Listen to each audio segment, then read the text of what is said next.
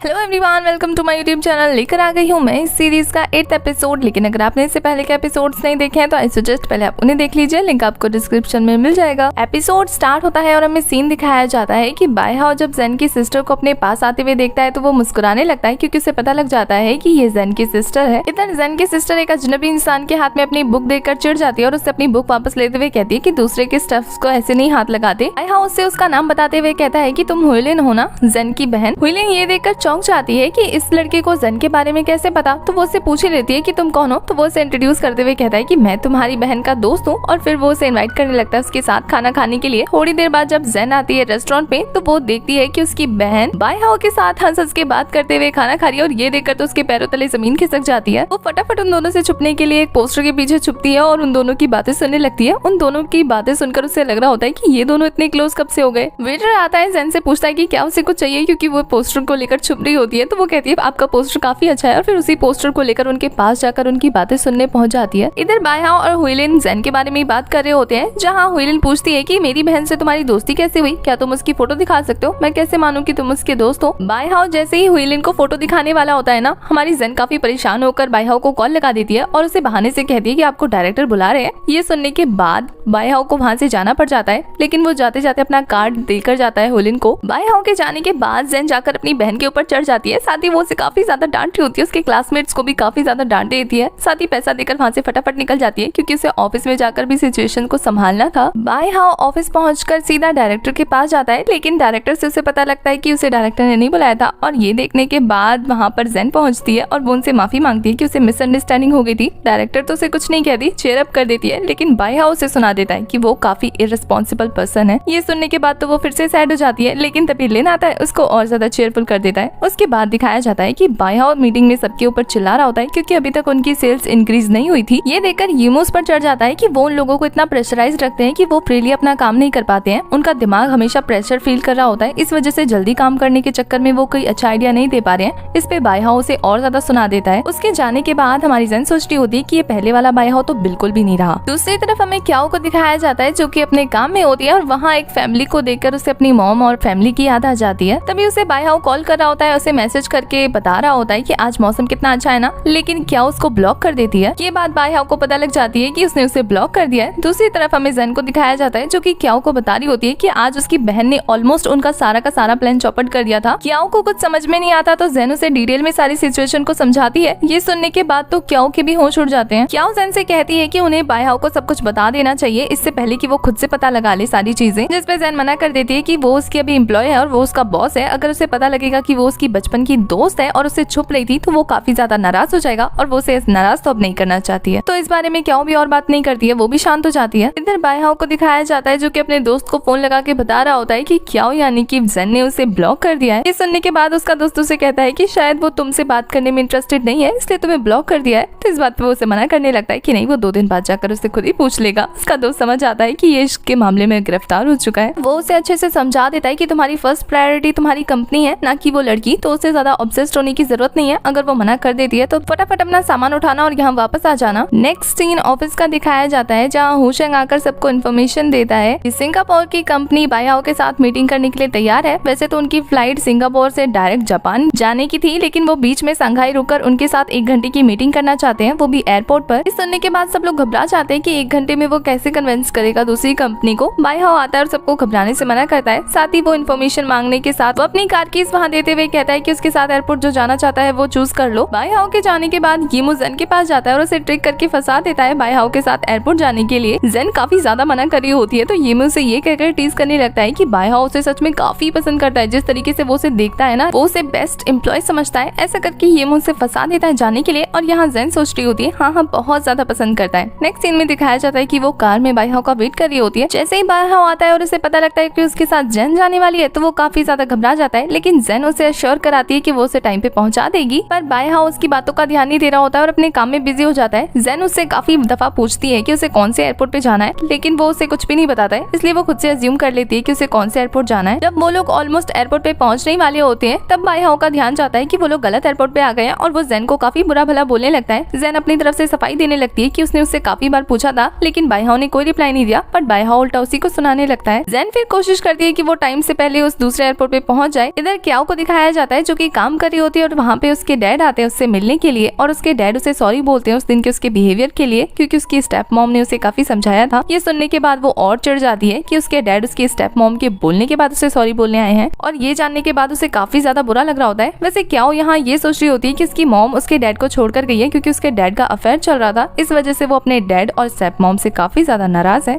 इसलिए वो उन दोनों को ही अपनी फैमिली नहीं मानती है। वो सिर्फ अपनी मॉम को अपनी मॉम मानती है और उसके लिए बाकी सारे कोई रिश्ते मायने नहीं रखते हैं, और ये बोलकर वो वहाँ से चली जाती है। ये बात उसके डैड को काफी ज्यादा बुरी लगती है। दूसरी तरफ बायहा और जेन को दिखाया जाता है जहाँ बायहा ने अपनी मीटिंग कंप्लीट कर ली होती है और वो जेन को आकर बताता है कि उसने सक्सेसफुली वो ऑर्डर हासिल कर लिया है। इस बात पे जेन काफी खुश होती है, तो बायहा उसके ऊपर चढ़ जाता है कि तुम किस बात पे खुश हो रही हो, हाँ तुम्हारी वजह से ऑलमोस्ट हम लोग फंसने वाले थे। और जेन उसे समझाने लगती है कि उसने उससे 3 बार पूछा था लेकिन वो अपने काम में काफी ज्यादा बिजी था इसलिए उसने जवाब नहीं दिया, बट बायहा उसको इसका एक एक्सक्यूज समझकर उसे और ज्यादा सुनाने लगता है। इस बात से गुस्सा होकर जेन उसकी कीज उसको वापस करती है और वहाँ से जाने लगती है, लेकिन फिर घूमकर वापस आती है और उसको बहुत सारा कुछ सुनाती है। और वो सब वो इसलिए करती है क्योंकि उसे बचपन के सीन से याद आ जाते हैं जब वो छोटा था और जेन उसकी हेल्प करती थी, दूसरों से बुली होने से बचाती थी। तब तो वो वैसा नहीं था, इस वजह से वो काफी कुछ सुना देती है और उसे कह देती है कि तुम एक शॉर्ट टेम्पर्ड इंसान हो जो कि दूसरे की सिचुएशन नहीं समझ सकते। ये कहने के बाद वो गुस्से में वहाँ से निकल जाती है। उसके जाने के बाद बायहा सोच रहा होता है कि आखिर अचानक से झांसी की रानी क्यों बन गई। दूसरी तरफ क्याओ को दिखाया जाता है जो कि फ्लोर सिक्योरिटी चेक करने आई होती है। तभी उसकी नजर गिमू पे पड़ रही होती है। उसे ऐसा लगता है कि वो कोई चोर है और वो कुछ ढूंढने की कोशिश कर रहा है, तो वो सस्पिशियस लगता है, तो वो अपने गार्ड्स को वहाँ बुला लेती है। ये जानने के बाद ये क्याओ उसके बारे में ऐसी बातें करी है सिक्योरिटी से, तो गिमू उसके ऊपर चढ़ जाता है और उसे सुनाने लगता है। खुद उसके पास से वॉकी टॉकी छीन कर वो सिक्योरिटी को खुद अपने साथ बुला लेता है। कुछ देर बाद दिखाया जाता है कि होटल के चीफ आते हैं और वो क्याओ को समझाते हैं कि ये उनका वीआईपी कस्टमर है इसलिए उनसे सॉरी बोलो, और क्याओ को सॉरी बोलता हुआ देखकर गिमू को बड़ा मजा आता है और वो उसको भी कैंडी टेस्ट कराता है अपनी। एक सीन ऑफिस का दिखाया जाता है जहाँ सब लोगों के जाने के बाद भी ज़ुयिंग काफी टेंशन में अपना काम कर रही होती है और इस वजह से उसकी तबीयत खराब हो जाती है, वो वहीं चक्कर खाकर गिर जाती है। इधर जेन को दिखाया जाता है जो कि बायहा से इतना गुस्सा होती है कि पहुंच जाती है ड्रिंक करने के लिए, साथ ही वो क्याओ को मैसेज करके अपने पास बुला रही होती है। लेकिन इधर क्याओ को दिखाया जाता है जो कि बायहा के साथ बैठी होती है और बायहा उसकी सिचुएशन समझ जाता है। वो क्याओ की हालत देखकर उसे कहता है कि क्या तुम खेलना चाहती हो। क्याओ कहती है कि उसे कैसे पता। इधर हमारी जेन अकेले ड्रिंक कर रही होती है, साथ ही उसकी इस शांति को भंग करने के लिए वहाँ गिमू पहुंच जाता है और उसके साथ ड्रिंक करने लगता है कि वो चाहती है कि वो केयर फ्री हो जाए बचपन की तरह, तो बायहा उसे अपने साथ ले जाता है। इधर बायहा को दिखाया जाता है जो कि जेन को अपने साथ प्लेग्राउंड में लेकर गया होता है जहाँ वो उसे केयर फ्री करने के लिए बच्चों की तरह खेलने को कहता है और वो उसके साथ काफी मस्ती करता है वहाँ पर। इस बीच वो क्याओ का ख्याल भी रखता है जो कि क्याओ को काफी ज्यादा पसंद आता है। दूसरी तरफ हमारा गिमू पूछ रहा होता है जेन से कि आखिर वो यहाँ ड्रिंक करने क्यों आई है, तो जेन उसे सारी कहानी सुनाती है। गिमू उससे पूछ बैठता है कि आखिर वो बायहा की इतनी चिंता क्यों करती है, क्या वो उसे पसंद करती है। ये सुनने के बाद तो उसके होश उड़ी जाते हैं। दूसरी तरफ बायहा को दिखाया जाता है जो कि क्याओ को जेन समझकर उसके साथ अपने बचपन के किस्से शेयर कर रहा होता है, जिसे क्याओ काफी गौर से सुनती है और उसे काफी मजा आ रहा होता है। पर बायहा को ये जानकर काफी बुरा लगता है कि क्याओ को कुछ भी याद नहीं है। याद कैसे होगा, वो जेन थोड़ी ना है। क्याओ जेन बनकर बायहा से खुद की स्टोरी शेयर करने लगती है कि उसकी फ्रेंड है क्याओ नाम की, उसकी लव लाइफ काफी ज्यादा बेकार रही है, उसे कभी भी ट्रू लव नहीं मिला। वो ऐसे ऐसे करके उसे अपनी सारी सिचुएशन समझाने लगती है। साथ ही वो बायहा से कहती है कि उसके इंटेंशन बुरे नहीं है, लेकिन उसे वो लड़का काफी पसंद आ गया जिससे उसकी फ्रेंड प्यार कर दिया। अब वो क्या करे, वो इतनी बुरी नहीं है, काफी अच्छी है।